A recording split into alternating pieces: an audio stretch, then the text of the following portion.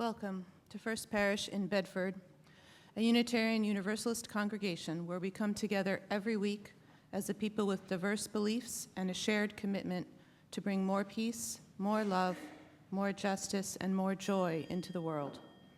Whoever you are, whomever you love, whether you worship one God or many gods or no God at all, you are welcome here.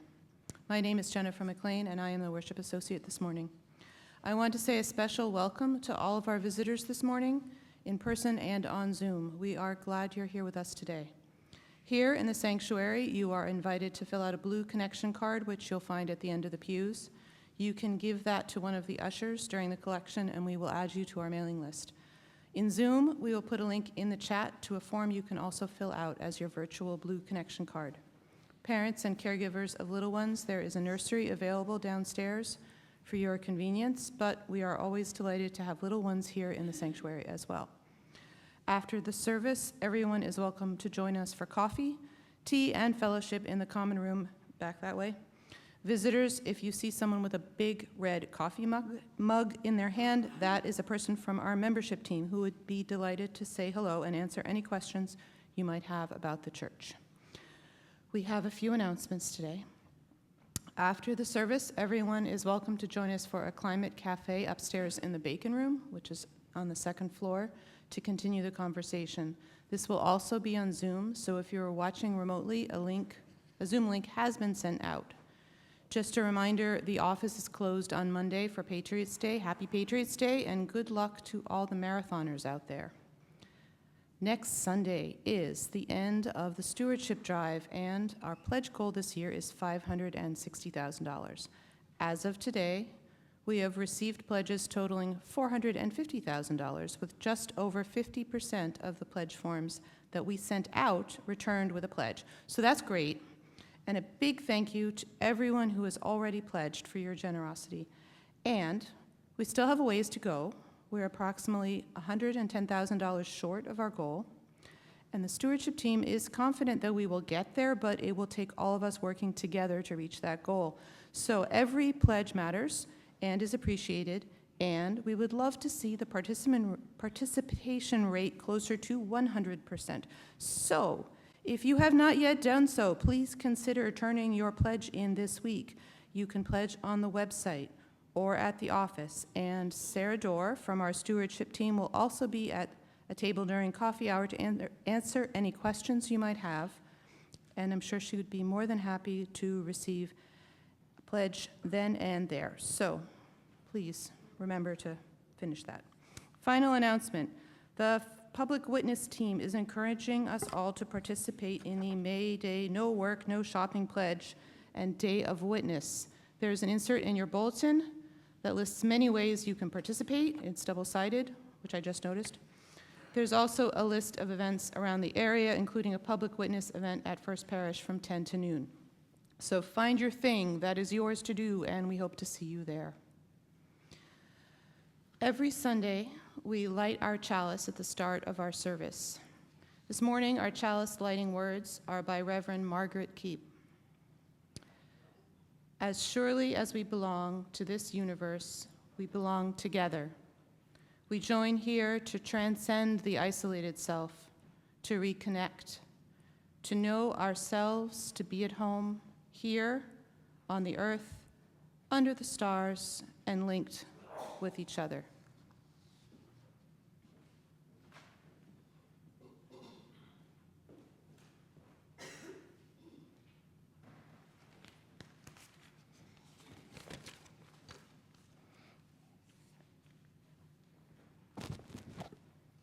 We remember that before the arrival of European settlers, numerous indigenous people knew the land we now call Bedford. Sharon McDonald reports evidence for only seasonal settlement in our area, but here they hunted, fished, and traveled through. The larger groups, the Massachusetts, the Abenaki, are better known than the smaller components, the Nipmuc, the Pennacook, the Wampanoag, all of them probably speaking various forms of Algonquin. We have no record of pitched battles between European settlers and Native Americans in Bedford. Some indigenous people left, but we are mindful that their descendants are still here with us. The past is not over. It is not even past, but now is different from then. On Earth Day, let us recall the first Americans not just as names, but as a wise legacy left to us to live harmoniously with nature, exploiting its bounty but not exhausting it. Let us recall that to them, the conceit of private ownership of land in perpetuity was ridiculous. We share our blue boat home, they remind us. Let us use it respectfully and gently as they did.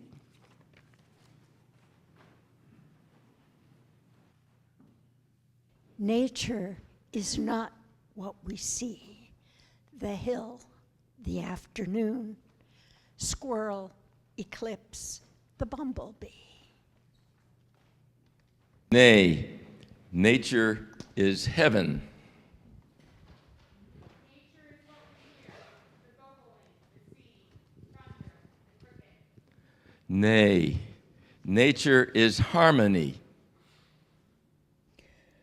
Nature is what we know, yet have no art to say.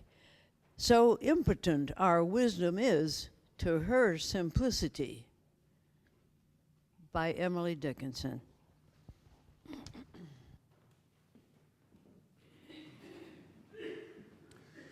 Now, would you please rise in body or spirit for our opening hymn, number 1064 in your teal hymnal. It's our UU Freebird Blue Boat Home.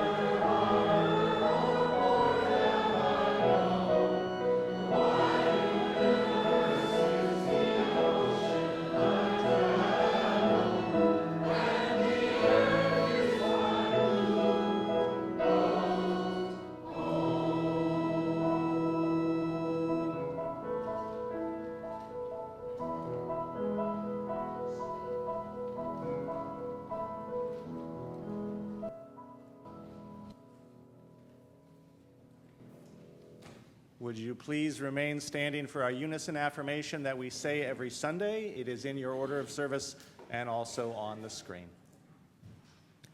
Love is the spirit of this church, and service is its law. This is our great covenant, to dwell together in peace, to seek the truth in love, and to help one another. El amor es el espíritu de esta iglesia, y el servicio es su ley. Este es nuestro gran pacto, vivir juntos en paz, buscar la verdad en espíritu de amor, y ayudarnos los unos a los otros. Please be seated.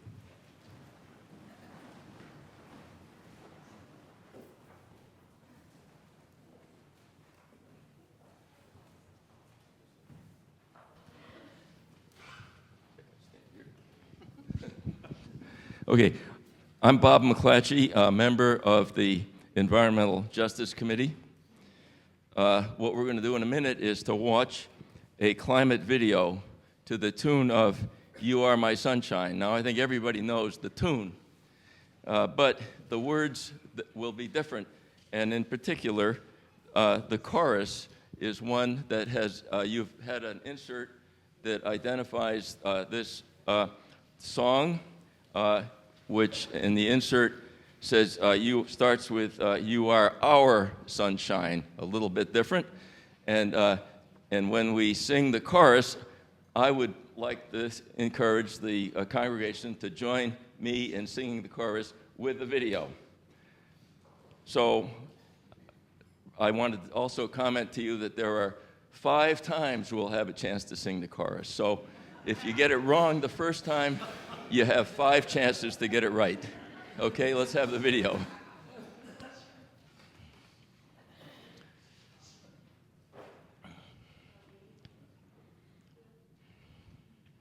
And it starts with the chorus, by the way. Sunshine, greenhouse gases must go away. We hear our warning about global warming. Tomorrow will be a brighter day.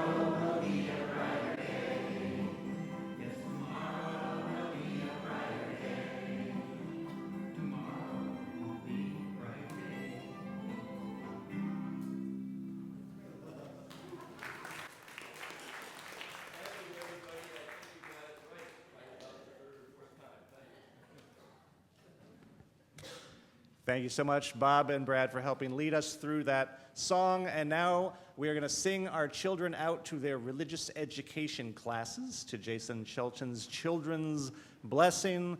The words are on the screen and in your order of service.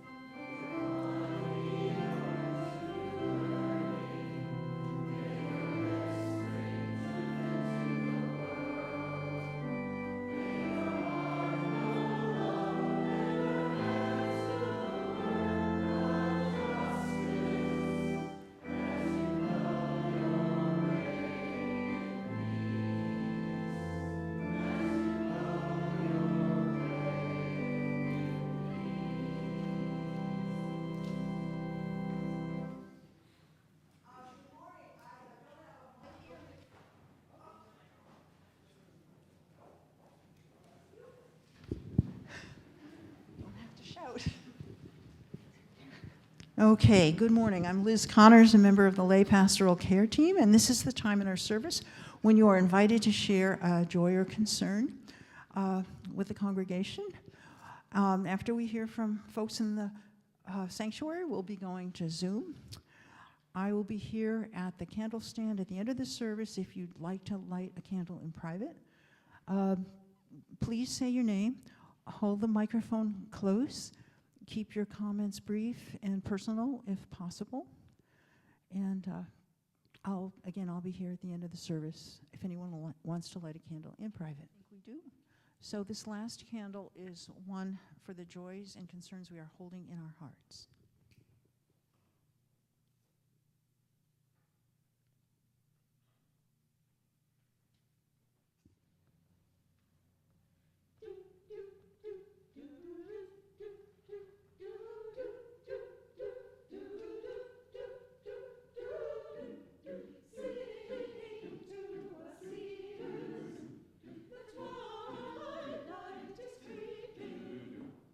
Shadowy garments, the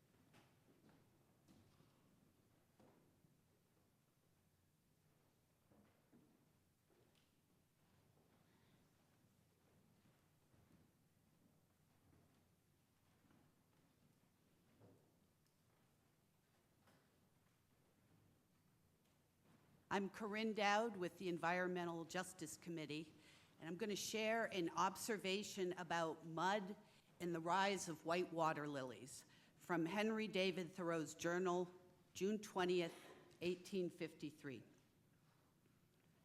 Found 2 water lilies open in the very shallow inlet of the meadow. Exquisitely beautiful, and unlike anything we have, is the first white lily just expanded in some shallow lagoon where the water is leaving it, perfectly fresh and pure, before the insects have discovered it. How admirable its purity, how innocently sweet its fragrance. How significant that the rich black mud of our dead stream produces the water lily. Out of that fertile slime springs this spotless purity. It is remarkable that those flowers, which are most emblematic of purity, should grow in the mud.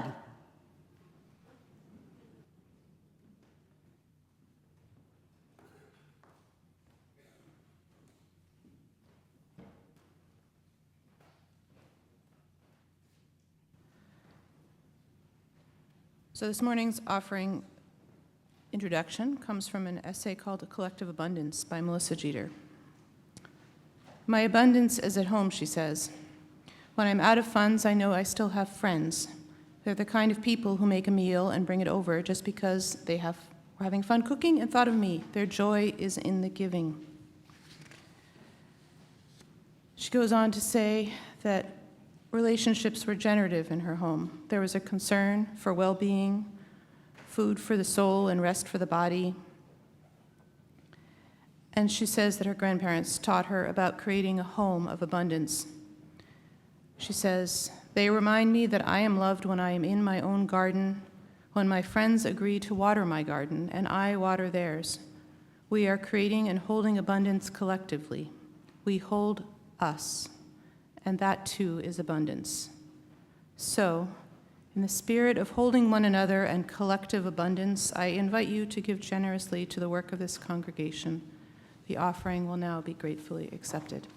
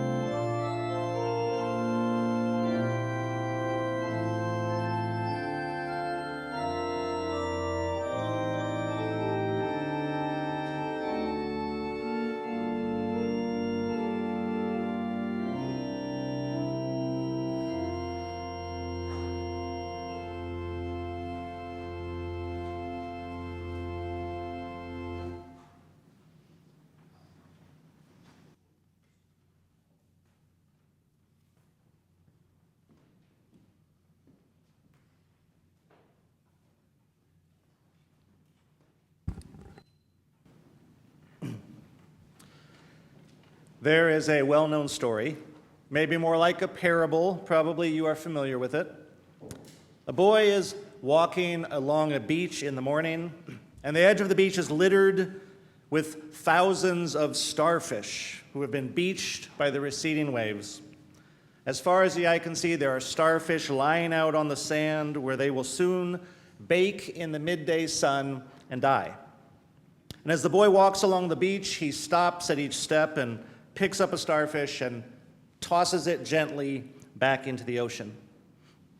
An old man is watching the boy and says, "Why do you bother? There must be thousands of starfish all along the beach. You can't possibly make a difference." And the boy picks up another starfish, tosses it back out into the ocean, and says it made a difference to that one. The story is a nice echo of a famous saying by the Rabbi Tarfon from the foundational Jewish text Pirkei Avot, or the Wisdom of Our Fathers. Rabbi Tarfon said, "You are not obligated to complete the work, but neither are you free to abandon it." The opportunities that life presents to us for good or ill are enormous, much too vast to encompass in a lifetime or 1,000 lifetimes. The needs of the world are equally vast and can be overwhelming, and what can we do in the face of such need? We can do what is given to us to do. No more, and on a good day, no less. Of course, there's a corollary to this, or a consequence, which the starfish story does not really address because it ends with the boy alone throwing starfish into the sea. But the corollary is that it matters that we each do what we can, and it matters that we do things together, because we can't do much alone. We need each other. And so in part 2 of the story, the old man joins the boy in tossing starfish back into the sea, and then they invite over some surfer dudes that away to help them too, and the woman who's collecting beach glass further down the way. And then maybe someone goes and posts some flyers in the nearby resort town inviting people, join the Starfish Recovery Club, 8 a.m. every morning. Some guitar duo shows up and starts playing Jimmy Buffett songs so they can sing together while they work. Someone else brings snacks, and so on and so on. Maybe someone invites students from the local community college to study why are so many starfish getting stranded to begin with, and maybe there's a long-term solution. Does that sound a little silly? Well, in Marquette, Michigan, there's a place where the blue-spotted salamander migrate across the highway every spring. The citizens of Marquette shut down sections of the highway at that time of year to protect the salamander, and the locals go out at night in teams with flashlights. The flashlights are carefully filtered with blue tape so that they are less distracting to the salamanders. And the parents and the kids together observe the journey of the salamanders as they make their way across the highway. And once upon a time, they might even have helped ferry the salamanders safely from one side of the road to the other. They've since learned that the salamanders can make it just fine on their own, and in fact, it's better not to touch them. But what they do instead is they have little rulers, and they place the little rulers beside the salamanders on the road, and they take pictures, which they then send to local scientists, who use these measurements to better understand the health of the salamander population and how to protect them. It takes a village, it turns out, to measure a salamander. But to return to our story of the boy flinging starfish, there's another thing about that story worth noting, and here I'm indebted to a fascinating online conversation that I was witness to between Unitarian Universalist religious educators. It was led by Joy Barry Foster, who works in the Office of Lifespan Faith Engagement for the Unitarian Universalist Association. And they were talking about the starfish story and the ways in which it encompasses Unitarian Universalist values and in the ways in which it maybe does not highlight some. And the starfish story certainly highlights values like kindness and compassion and helping others. And these are core Unitarian Universalist values. But it doesn't touch on the value of interdependence because the relationship between the boy and the starfish in the story is one-sided. The boy gives help. The starfish receives help. It's like a snapshot taken of one moment in a relationship, but it never pans out to explore the larger relationship, the mutual relationship, the way in which the players in this little parable are in fact interdependent. We see the impact of the boy on the starfish's world. What is the impact of the starfish on the boy's world? So I did a little Googling around on starfish and their role in ecosystems. The starfish is not an animal that I knew much about. It's not a fish at all, of course. It's something more closely related to a sea urchin or a sea cucumber. I learned that, like the sea cucumber, they can strategically expel their guts when they need to. And in fact, this is how they eat. They sort of throw their stomach at you and then digest you outside of their body and then slurp you back in post-dissolution, which is fascinating, if a little horrifying. But then I learned that, sadly, we do have some insight into the role of the starfish in the ecosystem by way of a tragic negative experiment that we are currently running, an experiment on what life looks like without them. Because all along the West Coast, starfish are vanishing. Since 2013, there has been a massive die-off of starfish due to a disease called starfish wasting syndrome that has killed billions of starfish from Mexico to Alaska, impacting more than 20 species. Starfish who are afflicted with the disease become covered all over with these white lesions, and then they essentially disintegrate, and this happens very quickly in a matter of days. And in some habitats, key starfish species, like the sunfish starflower, have virtually disappeared. Scientists thought this epidemic might be caused by a virus. Very recently, like in the last year or so, they believe they've identified a bacterium that is the cause, and the disease has now spread from the West Coast to the East Coast. And this is what we have learned by the starfish's absence. The starfish was a top predator in its ecosystem. They have very few predators of their own, bacteria aside, because of their tough, spiny skin. And they eat things that themselves have very few predators other than the starfish, the spiny purple sea urchin being the prime example. So where the starfish have disappeared, the purple sea urchin is taking over, crowding everything else out of the ecosystem. In particular, the sea urchins run amok are devastating kelp forests, which they consume in vast quantities. And the areas where the purple sea urchins have taken over are called urchin barrens. They become vast stretches of underwater desert where once teeming biodiversity has been replaced with bare rock and a carpet of hard purple urchins. 95% of kelp forests along the Northern California coast have disappeared in an astonishingly short amount of time. 95%. Kelp forests, for their part, shelter and sustain a vast range of biodiversity, just like forests on land. They are their own ecosystems. And they nurture fish populations, and they remove nitrogen from the water, and they sequester megatons of carbon. Services that scientists say have a global economic value to humans of around $500 billion a year. This is, of course, a tremendously stupid way to value the interdependent web of life in terms of dollars. But there you have it, $500 billion a year. And when fish populations disappear, because the forests that sheltered them have all died off, humans do notice, and local economies do suffer. And scientists are now attempting to breed both kelp and sunflower starfish in captivity to try and reintroduce them into the wild. And we don't know the eventual outcome because this is happening right now. And here's the kicker.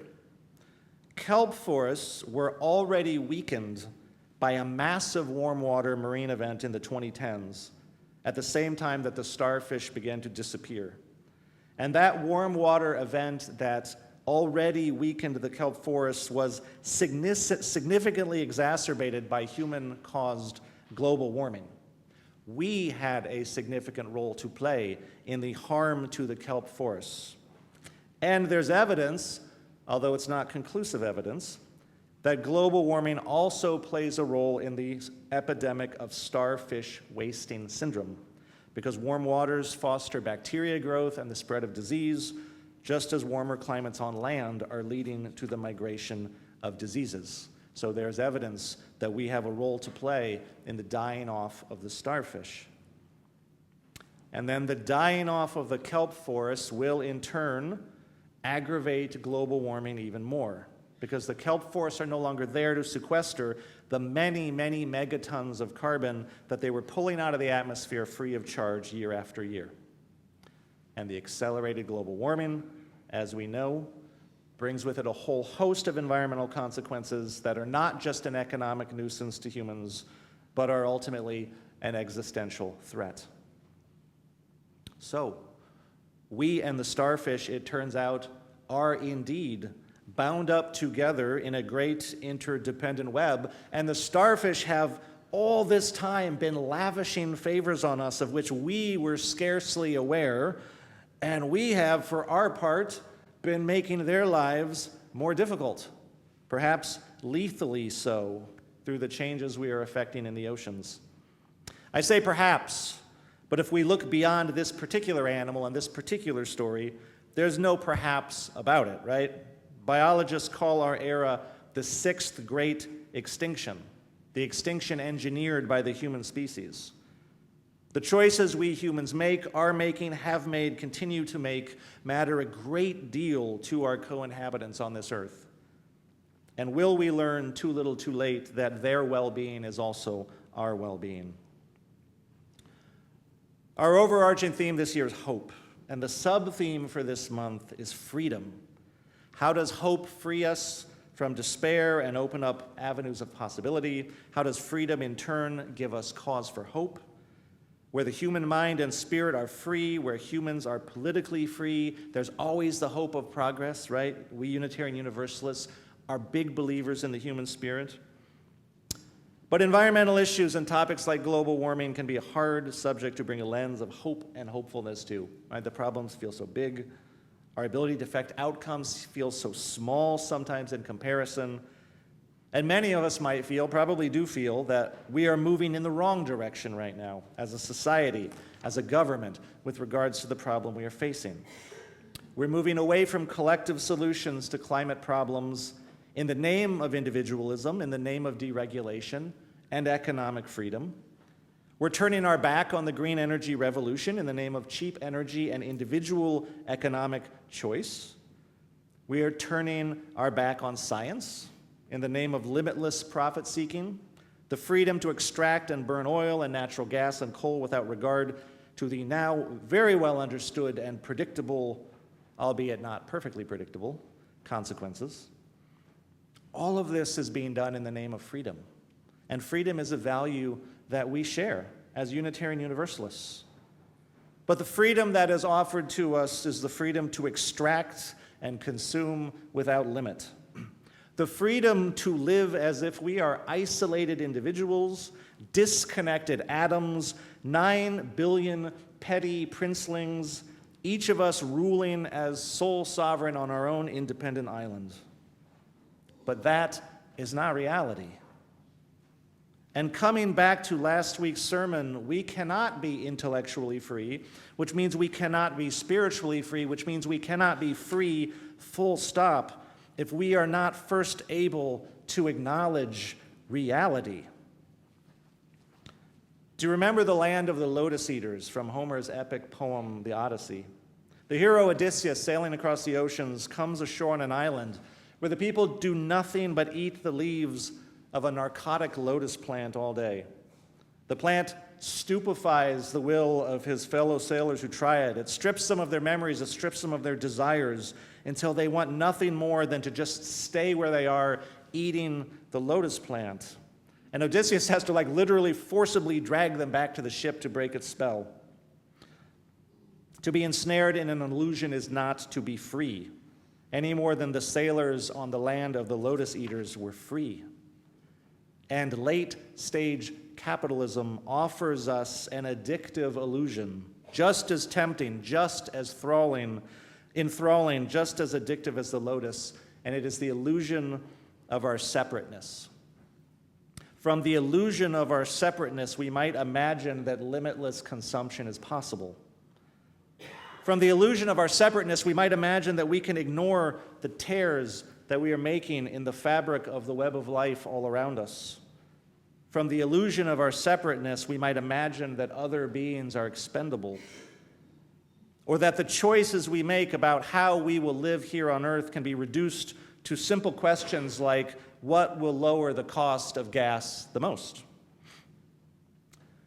From the illusion of our separateness, we might imagine that we can continue to make decisions like Homo economicus, the mythical economic man of 1,000 undergraduate econ models who treats every choice as an exercise in maximizing his personal profit, right? A simple calculus: what will give me the most pleasure? What will most efficiently satisfy my needs and desires? Or possibly what will best provide for those with whom I identify as also encompassing the sphere of my self-interest. So possibly my family, my neighborhood, my town, maybe even my country. We might imagine we can in this way wall off parts of creation and treat them as our personal private garden to be enjoyed for our own benefit, without regard to what is happening outside of those walls. But that is an illusion, not freedom. The earth cannot be partitioned in this way. We cannot remove ourselves from the web of life, because that is not what it is to be human, and that is not what it is to be living on this earth. And so the reality of our interdependence confounds the calculus of profit maximization. Interdependence is messy, it's mutual, it's unpredictable. Who would have foreseen that the starfish was the secret gardener of the great kelp forests of the California coast?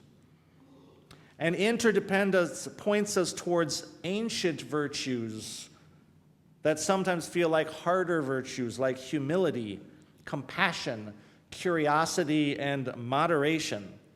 Virtues that taken together are often called wisdom. There were 3 maxims carved into the rock of the temple of Apollo, where the famous oracle of Delphi was found, encompassing the most sacred wisdom of the ancient world. Those 3 maxims were: know thyself, nothing in excess, moderation, and paraphrasing here a little bit, don't be so sure. That doesn't mean there's not a place for science and engineering and economics, because many of the ecological problems we face will require technical solutions, with scientists and engineers working hand in hand with business people and entrepreneurs. But they better also be working hand in hand with artists and poets and musicians and philosophers and ecofeminists and Buddhists and indigenous people and community organizers and so on and so on. Because technology untethered from wisdom is not going to get us where we need to go. I believe that technology is necessary to address the climate crisis. I do not believe it is sufficient. We need a revolution in values to go with our technological revolution or our AI revolution or materials revolution or green energy revolution or whatever it is that's coming. We need a revolution of values. We need freedom and individualism that is grounded in an understanding of our interdependence, not just an understanding, an embrace, a celebration, a great taking of joy in our interdependence. I don't claim to know exactly what that will look like. My hope is that UU congregations, wherever they be found, will be incubators and laboratories of this values revolution, that this is something that we will learn together. And it's not just us, of course. We have many collaborators, but also it is us, and it matters what we do. I think we will know we are getting closer as our ethic of consumerism is transformed more and more into an ethic of care. as we cherish all of the ways in which we are deeply connected to life and to one another, as we come to see our interdependence, our need for one another, not as a check on our freedom, but as the condition of our freedom. And as we embrace in wonder and in gratitude just how deeply indebted we are to lilies and blue-spotted salamanders, to sea kelp and starfish, to our innumerable neighbors in the web of life with whom we share our blue boat home. May we nurture that wonder and gratitude in our hearts, and may it be our mission to teach each other the way of interdependence, to walk more lightly on our beloved earth. May it be so, and amen. Would you please rise in body or spirit for a closing hymn today? It is Let There Be Peace on Earth. The lyrics are in the insert in your bulletin and also on the screen.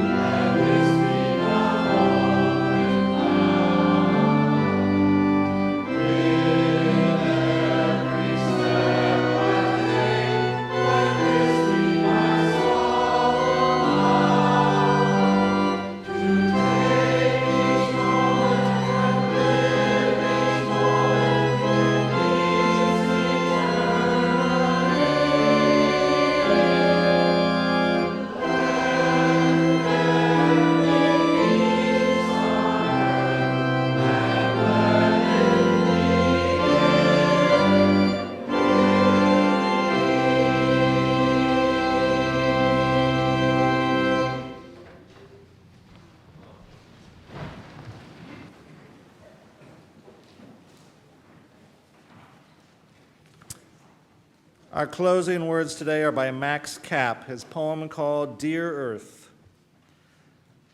Often I have felt that I must praise my world for what my eyes and ears have seen these many years, and what my heart has loved, and often I have tried to start my lines.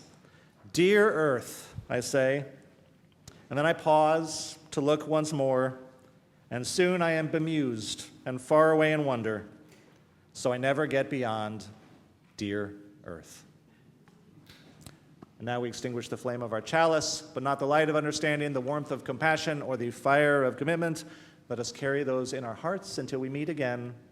Go in peace.